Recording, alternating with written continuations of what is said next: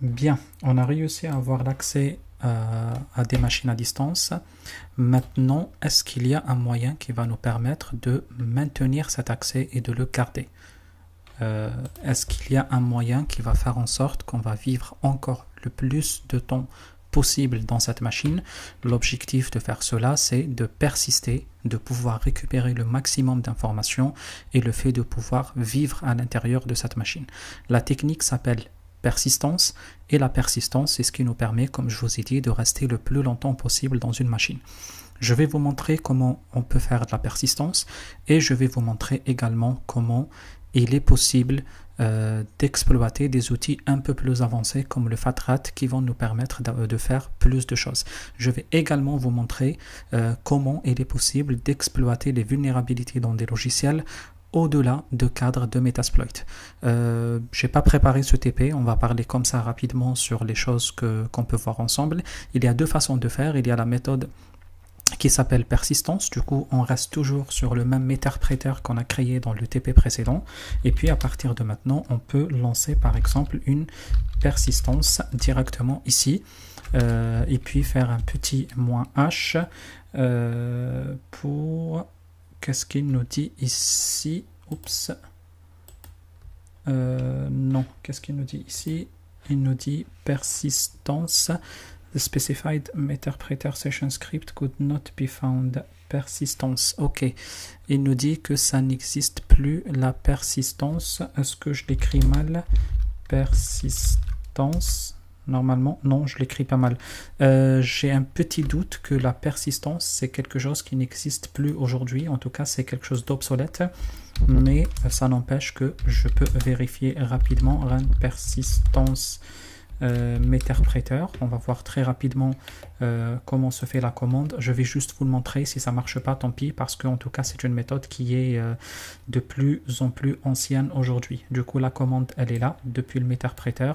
On peut... Ah pardon, persistance c'est avec E pas avec A, c'est moi qui dis n'importe quoi. On va réessayer encore la commande, mais comme je vous ai dit, run persistance -h, ça permettra de vous donner les différents types de... les différentes options existantes, et puis avec les différents types d'options on va pouvoir les insérer pour créer en sorte de fichier temporaire qui sera exécuté à chaque fois qu'on accède sur la machine. Désolé, je me trompe dans persistance, pourtant c'est de la langue, c'est pas autre chose. Qu'est-ce qu'il me dit ici? Que Meterpreter script are deprecated. Ok. Ok, pas de souci. Il nous demande de faire ça comme ça. Exemple, run, exploit, etc. Ok, pas de souci. On va faire cela comme ça. Vous voyez que c'est quelque chose qui se met de plus en plus à jour. Coller, on va faire ce que ça donne. Error, one more option, set, lhost. Ok, bah du coup, bon, peu importe. Là, il parle plus de comment y accéder. Peu importe, hein, j'ai pas l'impression que ça fonctionne. En tout cas, comme je vous ai dit déjà, c'est une méthode qui est de plus en plus ancienne aujourd'hui. Et d'ailleurs, il nous le dit clairement ici que la méthode est deprecated. Deprecated veut dire obsolète. Du coup, ça n'existe plus. C'est pas grave, je vais vous montrer la commande, comment plus ou moins fonctionne, juste pour comprendre à peu près. Ça, c'est un peu de l'ancienne école, mais c'est pas grave. Persistance. Encore, je l'écris avec A, toujours la même erreur. Après, vous pouvez préciser les différentes options, -A, -U. -i par exemple, vous pouvez dire 10, vous pouvez préciser un petit port qu'on va choisir comme ça aléatoirement, et avec le -r vous précisez l'adresse IP de votre machine Kali. Du coup, si vous utilisez un Kali un peu ancien, vous pouvez faire tourner la fonction. Si ça marche pas, j'ai envie de dire tant pis. Mais c'est quoi cette méthode là? C'est juste pour dire que exécuter automatiquement à l'ouverture de la session avec le compte de l'utilisateur qui ouvre la session, un intervalle de 10 secondes après le démarrage de la session sur le port 888, et puis sur le host qui est 192.168.1.27. Du coup, grâce à cette commande là, on aurait pu garder la main définitivement sur la machine. C'est ce qui fait que le Meterpreter sera lancé automatiquement à chaque fois que l'utilisateur ouvre sa session Windows, et ça nous permettra de rendre cette machine comme une sorte d'une machine, comment dire, zombie, une machine toujours sous la main. Alors, peu importe de cela, maintenant on voit tous que c'est quelque chose qui n'existe plus aujourd'hui. C'est pas grave, on va utiliser les méthodes plus ou moins récentes et plus ou moins développées, et pour cela on peut partir sur, par exemple, l'utilisation de l'outil le plus puissant dans la matière, qui est le fatrat. Du coup, le fatrat, on peut le télécharger avec la commande git clone, et puis à partir de là, il vous suffira juste d'aller chercher l'endroit où il se trouve sur le site de GitHub, github.com, et puis à partir de là, vous pouvez l'appeler juste sur l'extension scriptsec, et puis vous l'appelez directement the fatrat. Et puis là, .git, il vous suffira de taper juste cette commande pour le récupérer. Qu'est-ce qu'il nous dit ici? Git clone, ça pose problème? Non, j'ai mal écrit la commande, c'est tout. Il n'y a pas de problème, c'est juste comme ça. Et puis à partir de maintenant, il est en train de récupérer le fatrat, qui est l'outil qui permet l'exploitation de la machine, ou l'outil qui permet les payloads juste après la réussite de prendre la main sur la machine. Du coup, on va voir l'outil fatrat, qu'est-ce qu'il nous permet de faire en tout. C'est un outil assez puissant, c'est un outil assez complet, qui nous permettra d'avoir énormément d'options. Il peut même bypasser les antivirus, il peut même nous dire quelles sont les fonctions, les payloads qu'on va pouvoir exécuter sur la machine, qui permettent totalement de bypasser les antivirus des machines. Du coup, là, le téléchargement, j'ai envie de dire, c'est terminé. On peut le voir rapidement par un petit... Oh là, qu'est-ce qu'il nous dit? ls de fatrat, il est là, très bien, il est bien présent sur la machine. On va se déplacer dans le répertoire de fatrat, et puis à partir de là, on va faire peut-être un petit LSL de l'endroit en question. L'objectif juste, c'est de prendre le setup.sh, c'est l'endroit, c'est le, comment dire, c'est le fichier d'exécution. Là, on voit bien qu'on n'a pas la main, on n'a pas le droit d'exécuter le fichier. Du coup, on peut faire un petit chmod 755, ou si vous voulez pas vous casser la tête, par exemple, un petit chmod qu'est-ce que j'étais en train de dire, 755, ça vous suffit. Ou si vous voulez pas trop vous casser la tête, vous pouvez faire un petit 777 de setup.sh. J'ai un peu de mal à parler en même temps écrire, et du coup à partir de là, si vous checkez, vous allez voir que le setup.sh il est quelque part ici, et que là-dessus vous aurez la totalité des droits, et en même temps le droit de l'exécuter. Du coup à partir de là, il vous sera possible d'exécuter l'outil très facilement. Du coup, ça va mettre un peu de temps, le temps d'installer le fatrat, et puis je pense que ça mettra un peu trop de temps là-dessus. On va patienter 2-3 secondes. Si ça mettra plus de temps, je vais peut-être finir par arrêter la vidéo et revenir un tout petit peu plus tard. Du coup, là, il est en train de tourner.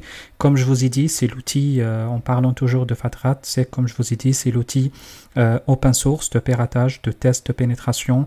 Il est utilisé pour effectuer les diverses tâches qui sont liées à la sécurité info, comme l'exploitation, la récupération des informations, l'exfiltration des données, etc. Bon, il est particulièrement utilisé par les professionnels de la cybersécu et les chercheurs de métier pour faire ce qu'on appelle l'évaluation, les vulnerability assessment, l'évaluation de vulnérabilité ou l'évaluation de sécurité des systèmes. Et quand même, il reste, comme je vous ai dit, un des outils les plus performants dans la matière. Là, on voit bien, il est en train de prendre le temps nécessaire pour s'installer. Généralement, ça mettra du temps. Si vous voyez qu'il mettra plus de temps, ne vous inquiétez pas trop, il n'y a pas de problème. Il suffit juste d'être un tout petit peu patient. Après, vous voyez quelques messages en rouge, not found, etc. J'ai envie de dire, c'est pas plus méchant que cela. Il suffit juste d'attendre un tout petit peu plus, et puis ça va fonctionner normalement, sans problème. Ok, on attend un tout petit peu encore. Je vais encore arrêter la vidéo le temps que ça se termine, ou peut-être le temps que je trouve autre chose à dire. Alors, à partir de là, il nous dit, ça c'est nouveau, par exemple, dans les anciennes versions que j'utilisais, j'avais pas ce menu-là qui me dit est-ce que je setup les backdoor factory manuellement, ou est-ce que j'utilise depuis le calier je perds le mot, pardon, repository. Du coup, nous, on va les installer depuis le Kali directement. On ne va pas les lancer manuellement. Il nous dit que ça a été trouvé et que c'est OK. Et qu'il est en train de chercher les différents exploits. Du coup, à partir de là, qu'est-ce qu'il nous dit? OK. OK, do you want to create, etc. OK, on va dire yes. Et puis à partir de là, très bien, le Fatrat est installé. Du coup, une fois le Fatrat installé, il est possible juste de lancer avec la commande Fatrat, comme ça, en minuscule directement. Du coup, qu'est-ce qu'il nous dit ici? On va attendre le temps de lancer l'outil. Après, une fois lancé, vous allez voir qu'il est possible d'interagir directement avec l'outil par les différents chiffres qui vous demandent d'insérer ou les différents chiffres qui vous demandent de mettre sur l'outil. Là, l'outil est de plus en plus en train de se lancer. Il nous demande d'appuyer sur Entrée pour continuer. On appuie sur Entrée et puis on attend qu'il termine le travail.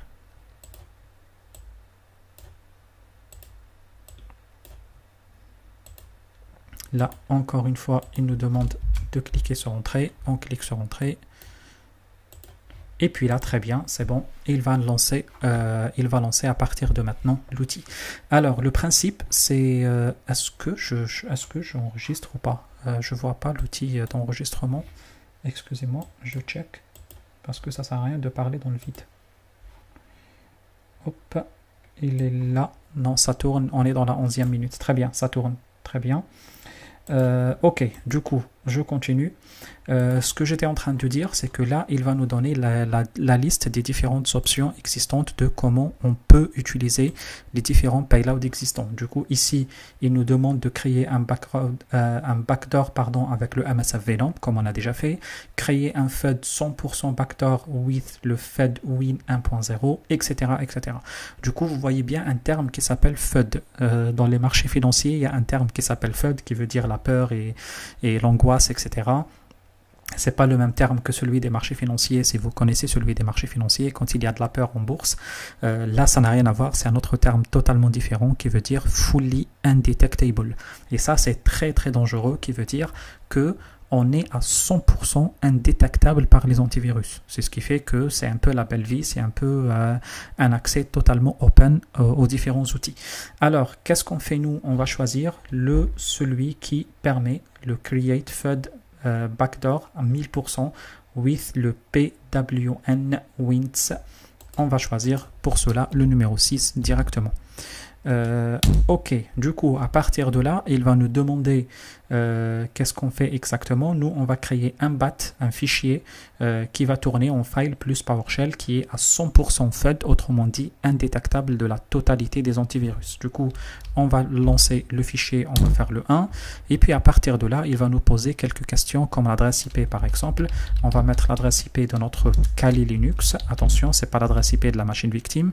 Il va nous demander un port. Nous, on va choisir un port qui n'a pas été déjà utilisé, par exemple 88888, quelque chose comme ça. Et puis, il va nous demander de créer le nom de fichier qu'on va utiliser, le fichier qu'on va utiliser pour le faire exécuter sur la machine cible. Ce fichier-là, c'est ce qui va nous permettre de prendre la main à distance. C'est le fichier backdoor. Du coup, nous, on va l'appeler, peu importe, allez, on va l'appeler back, je crois, .bat, l'extension par défaut. Du coup, on va écrire le fichier back.bat. Qu'est-ce que je voulais dire, et puis à partir de là il va nous dire qu'est-ce qu'on fait ou quelle est la technique utilisée. Nous c'est bon, je pense que vous êtes bien familier avec ce terme là. On va utiliser le Meterpreter Reverse TCP. Du coup on va choisir le 3 et puis à partir de là il va nous générer le fameux fichier back, je l'ai appelé back je crois, back.bat, c'est ça, oui il est là d'ailleurs le nom, back.bat qu'on vient de créer là il y a quelques instants. Du coup, très bien, il nous a créé bien le fichier avec ce format qui fait un peu peur. Et puis là, il nous demande, là vous voyez, je pense qu'il n'y avait pas besoin de faire .bat. Vous voyez, du coup c'est .bat. On aurait pu juste mettre le nom back et c'est lui qui ajoute par défaut le bat. Du coup, si vous faites l'exercice, vous pouvez écrire juste back ou backdoor ou le nom que vous souhaitez. Hein, et puis lui, il ajoute automatiquement. Là, il nous demande de cliquer sur Entrée et je pense le fichier a été créé dans le répertoire courant. Du coup, on peut revenir ici. C'est pas ici. Je vais laisser ça ouvert. Je vais créer un autre fichier carrément. Et puis à partir de là, je vais faire un petit sudo su, un petit kali. Et puis à partir de là, qu'est-ce qu'on peut faire? On peut chercher le fichier d'ailleurs. Un petit ls. Est-ce qu'on l'a ici le fichier quelque part? ls root, je crois il est par défaut ici. Fatrad generated. On va dire fatrad generated. On a là, oui, très bien. Il est dans le répertoire qui s'appelle root fatrad generated. Du coup, nous, ce qu'on peut faire, on peut le copier directement sur le bureau si vous voulez. On peut le mettre comme ça, root fatrad generated. On va le coller. Fatrad generated back. Non, pardon. Comme ça, très bien. On va le coller dans home kali desktop. C'est bon, ça suffit normalement. Et puis là, vous voyez, le fichier vient d'être créé ici. Après, vous pouvez le mettre dans le serveur web si vous souhaitez également. Moi, ça n'a pas fonctionné pour moi. On va le retester encore. var, qu'est-ce que je voulais dire encore? 3w html. Voilà, ok, on peut le mettre encore ici.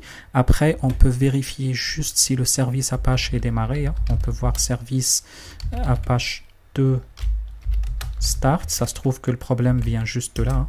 Service Apache 2 start. Il a l'air de démarrer le service Apache. On va voir sur la machine Windows si on a la main ou la possibilité de le relancer à nouveau. 192, 168, 127. On va voir, très bien, ça accède cette fois. Oui, du coup, il y a le service Apache qui n'était pas démarré. Je voulais pas, ça ne m'intéressait pas dans l'exercice précédent d'aller voir. Oups, qu'est-ce qu'il fait là? Il insère des points en illimité. Oula, je suis attaqué. Je refais l'exercice 192 168 27 slash qu'est-ce qu'on a dit back.bat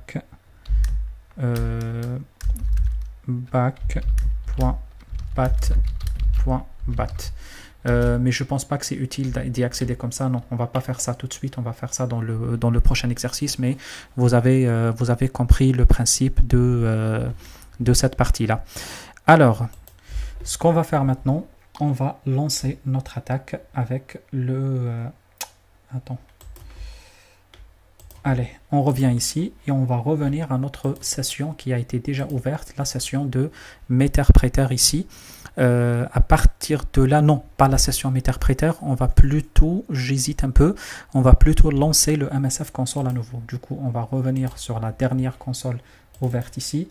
Il y a trop de consoles ouvertes, je ne sais pas si vous arrivez à suivre ou pas, mais on travaille toujours sur une console Linux vide et on va lancer le MSF console à nouveau. Et je pense le reste de l'exercice, vous le connaissez, on va exploiter cette faille de sécurité. Du coup, ce qu'on va faire, on va faire un petit... hop, on va l'attendre.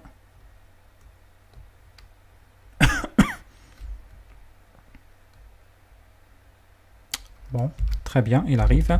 On va faire un petit use. Maintenant, je pense que les commandes, vous les connaissez très bien. Use, exploit. Il y a les commandes qui commencent à s'insérer toutes seules. Multi et puis handler. À partir de là, on va lancer notre multi-handler. Set payload. On va lancer notre payload que vous connaissez maintenant. Windows. Ça rame un peu trop, ça commence à ramer, je pense que la machine ça commence à fatiguer. Meterpreter, et puis à partir de là, on va lancer le reverse TCP. Très bien. On va spécifier le port et le hot. Attention, il faut choisir les mêmes que vous avez choisis. Lhost, on choisit le 192.168.1.27. J'ai un petit problème, c'est que j'ai un petit trou de mémoire, je ne sais pas quel port j'avais choisi. Je ne me rappelle plus. Tac. Ah, je me rappelle plus. Je me rappelle vraiment plus. Je crois avec un peu de chance, on a utilisé le 88888. 7 Lport, on va utiliser les 4 x 8. Si ça marche bien, c'est qu'on a utilisé le bon port. Si ça ne marche pas, malheureusement, je serai obligé de refaire l'exercice. Après, ce qu'on va faire, on va revenir maintenant sur le Meterpreter. ici, la session qu'on a déjà gagnée, rappelez-vous, dans l'exercice précédent, en exploitant le fichier PDF. Et l'objectif maintenant, c'est comment on peut faire en sorte de rester sur cette session et garder la main le plus longtemps possible sur cette session et ne pas être obligé à chaque fois d'attendre que l'utilisateur ouvre le fichier PDF. Du coup, à partir de maintenant, on va insérer le malware, on va insérer le programme malveillant ici sur la machine. Du coup, à partir de là, ce qu'on va faire, on va insérer la commande background pour travailler en arrière-plan, pour rester en arrière-plan sur la machine. Et puis, à partir de là, ce qu'on va faire, on va lancer notre option, on va lancer les différents types d'exploits ou les différentes commandes qui nous permettent l'exploit. Du coup, on va faire un petit use post Windows manage et puis la persistance exit. Du coup, on utilise la fonction persistance. Rappelez-vous, c'est ce que nous a demandé de faire quand on a fait run persistance il y a quelques instants. Du coup, à partir de maintenant, ce qu'on va faire, on peut voir les options existantes, show options, la commande aussi, je pense que vous la connaissez maintenant. Et là, vous voyez qu'on a différents types d'options, le Rex name, le Rex path, le run now, session et startup. Du coup, nous, on va faire quelques petites modifications. Par exemple, on peut faire un petit set startup. On choisit qui va lancer la machine. Du coup, le user, ça suffit. Sinon, vous pouvez faire système. L'inconvénient de système, c'est qu'il faut avoir le droit d'admin. Et rappelez-vous ce que je vous ai dit il y a quelques instants, je pense dans une vidéo précédente, que c'est un tout petit peu aléatoire. Nous, il suffit que le user ouvre sa session. Ça nous suffit largement pour prendre la main sur la machine. Aussi, on va faire un petit set. Qu'est-ce qu'on a dit? Session, on choisit la session 1, c'est la session Meterpreter qui sera lancée en arrière-plan. Et puis à partir de maintenant, qu'est-ce qu'on peut faire? On peut checker, par exemple, on peut voir les sessions. Oups. Je ne sais pas ce qui se passe à mon clavier. Session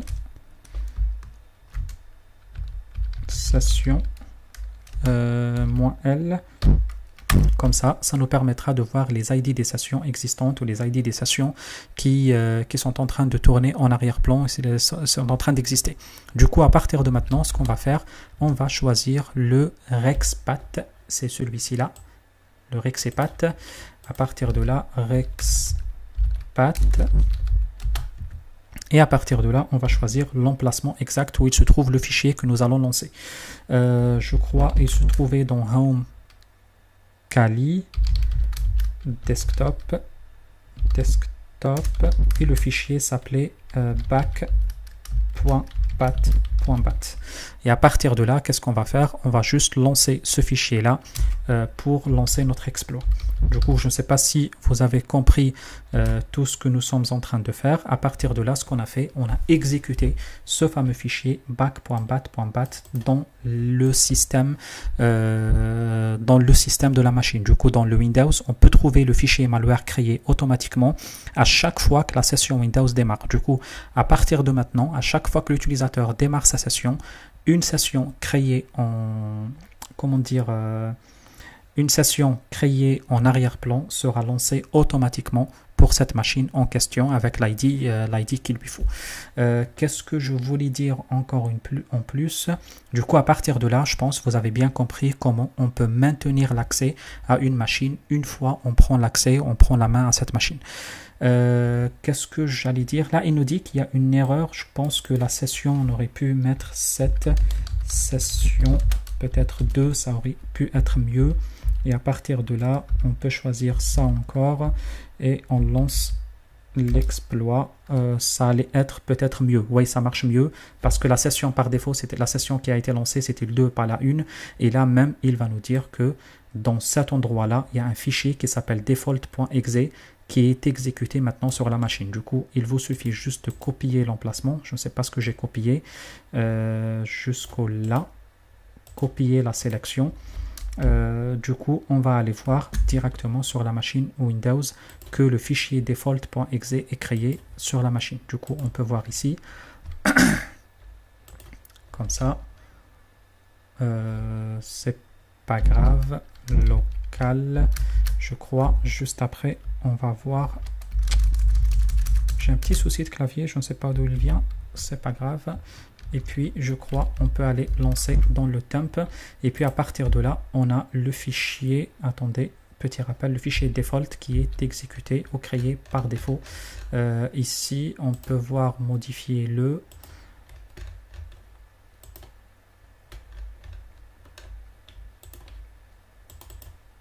Alors, on a un fichier default, certainement, quelque part ici, je vous laisse le chercher, il est là.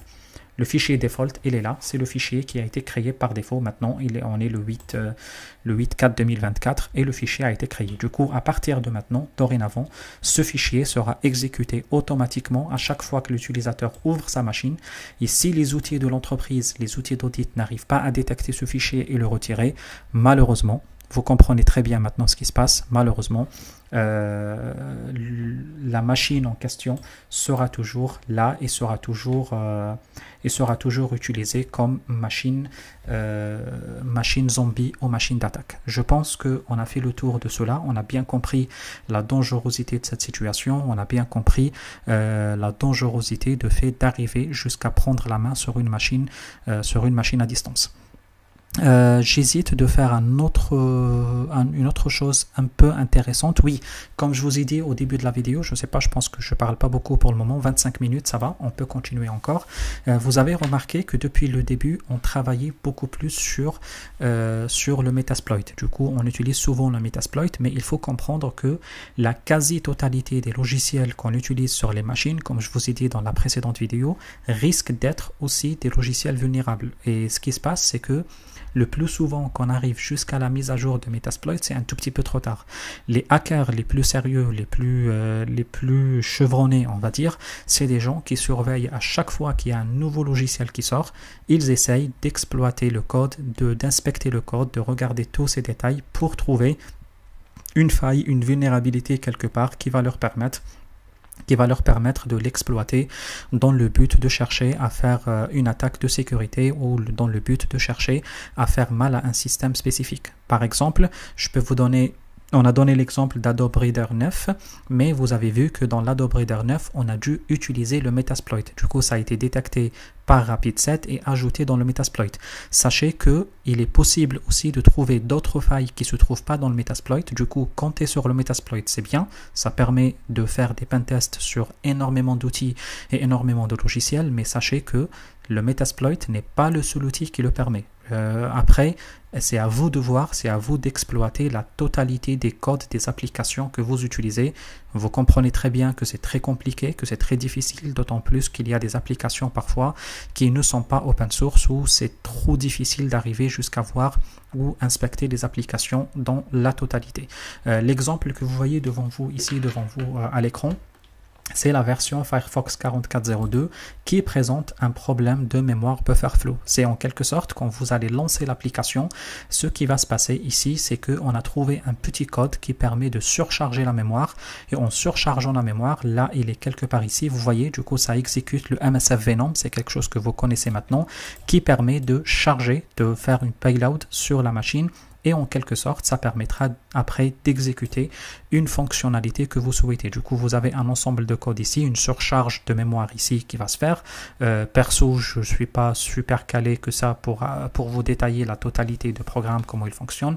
Mais sachez qu'une fois on exécute cette fonctionnalité, il sera possible d'exécuter le programme que vous souhaitez sur le Firefox. Et puis, par exemple, ici, il est possible d'exécuter la calculatrice sur la machine Windows en question. Après, si vous voulez qu'on fasse l'exercice, on peut le faire très rapidement. Par exemple, ce qu'on peut faire là-dessus, on peut aller sur la machine, sur notre machine Kali. Ce qu'on peut faire, je pense avoir copié déjà le code. Il est là. Du coup, il est là, le Kali, le code en question. Du coup, ce qu'on peut faire, on peut juste aller copier ce petit bout de code. Comme ça, on descend, on descend.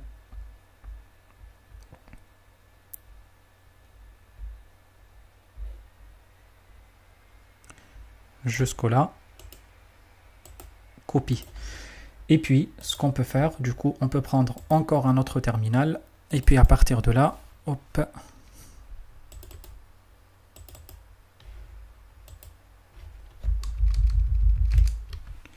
sudo su, et puis à partir de là, depuis, on va partir sur le serveur web de la page, nano on va créer un nouveau fichier dans le var 3w html. Maintenant, vous avez retenu par cœur, j'imagine, le chemin.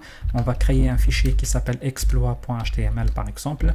Et puis, à partir de là, on va coller notre sélection qu'on vient de mettre. Du coup, je pense que j'ai rien oublié. Ça a l'air de bien copier depuis le title. Ok, très bien. Un petit CTRL-O, ça permettra de sauvegarder, et un petit CTRL-X, ça permettra de quitter le fichier. Du coup, une fois l'opération terminée, on peut accéder depuis le Firefox faillible vers le fichier en question. Du coup, ce que vous allez devoir faire, vous allez devoir télécharger la version de 44.02 de Firefox. Ici, on peut reprendre ici. Il va falloir juste télécharger la version 44.02 de Firefox pour pouvoir faire cet exercice. Du coup, à partir de là, ce que vous allez devoir faire ici, dans le 192.168.1.27 exploit qu'est-ce que je voulais dire, .html, vous allez voir ce qui va se passer à partir de maintenant. Il suffit de cliquer sur cela. Et puis, on va voir ce que cela donne. Du coup, ce qui va se passer, bon, si ça fonctionne bien, on va voir que c'est la calculatrice qui va démarrer. Et puis, à la place d'ouvrir une page web comme on doit l'ouvrir, vous avez vu qu'on va ouvrir la calculatrice à la place. Je ne sais pas si ça va fonctionner ou pas, mais bon, vous avez compris le principe, que ce soit ça fonctionne ou pas, ou vous avez compris le principe. Du coup, on a exploité un problème de buffer de mémoire de Firefox qui permet de prendre la main sur le PC via la commande MSF Venom, et ça permettra après, vous avez vu qu'ici on a lancé la calculatrice, dans un autre cas on peut lancer un logiciel malveillant qui permettra de faire l'opération à la place. Du coup, et le code que vous avez vu également qui a été adapté en JavaScript pour permettre l'exécution directement sur la machine. Du coup, je ne sais pas si ça va fonctionner ou pas, je continue d'attendre, mais bon, peu importe. Vous avez, comme je vous ai dit, compris normalement le principe de point de slash. Je vais essayer d'insister un tout petit peu plus. Ok, en tout cas, ça affiche quelque chose en haut. Ça affiche quelque chose en haut, mais je ne sais pas si ça va aller jusqu'à s'afficher, jusqu'à ouvrir la page. Ici, je confirme bien que le service Apache 2 est bien démarré. Au pire des cas, on peut lui mettre un petit stop et puis un petit star.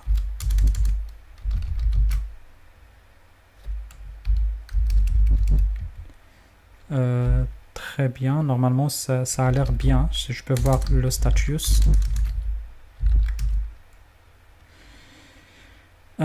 Tac, Apache 2, service, Apache serveur, loaded, service, disable, present, disabled. Ok, normalement ça n'a pas vraiment de soucis spécifiques. Ok, après on peut faire un petit reload s'il le faut, si vous souhaitez, et puis on peut le redémarrer à nouveau, star. Mais bon, après, si ça fonctionne pas, ça fonctionne pas. Comme je vous ai dit, le but, c'est pas que ça fonctionne exactement, mais l'objectif, c'était juste de voir l'importance de l'utilisation de ce genre de fonctionnalité, ou l'importance de l'exploitation de failles qui viennent de services en soi. Là, je pense que la page s'ouvre bien, il n'y a pas de souci spécifique. Mais bon, l'autre page, par contre, ne veut pas s'ouvrir. Là, si je lance evil.pdf, le fichier PDF en question, vous voyez que ça s'ouvre. Du coup, la page s'ouvre bien, il n'y a pas de problème. C'est juste celle-ci qui tourne toujours en rond. Et je pense que ça fait partie des objectifs de l'exercice, hein, que la page n'arrive pas à s'ouvrir comme on souhaite, mais il y aura un programme qui s'exécute à la place. Le programme, c'est la calculatrice. La calculatrice ne voulait pas s'exécuter. Elle est là. Vous pouvez faire semblant comme si ça a été exécuté en cliquant sur la calculatrice. Mais bon, vous avez compris le principe. Du coup, je suis un tout petit peu têtu. J'ai bien envie d'insister jusqu'au bout. Exploit.html. On confirme bien que le fichier il a été bien écrit comme ça. Je pense que ça doit être bien. En tout cas, il n'y a pas de souci. Si je lance juste rapidement un petit ls de var 3w HTML, pas HTTP, HTML, on a bien la page qui s'appelle exploit.html. exploit.html. Oui, c'est bien écrit, normalement, il n'y a pas de problème. Mais bon, vous avez compris, ça ne voulait pas lancer, c'est pas un souci, j'ai envie de dire tant pis. Exploit.html. Mais bon, ok, du coup, juste pour terminer, ce que vous pouvez faire même par exemple, vous pouvez scanner vos machines, ce que peuvent faire les experts de pentesting. Vous pouvez scanner vos machines, voir les différents services qui démarrent avec le Nmap et puis voir ici dans l'exploit DB les différents types. Je pense que vous connaissez bien l'exploit DB, on a dû voir en détail quand on a travaillé sur la partie reconnaissance, et puis voir ici les différentes failles de sécurité qui existent dans les différents codes et puis les tester pour voir comment cela va devoir fonctionner normalement. Ok, du coup je pense que c'était bon pour nous dans cette vidéo. On a dû bien avancer sur le sujet. Dans la prochaine vidéo, on va, je pense, terminer ce chapitre de Hacking System pour passer à autre chose.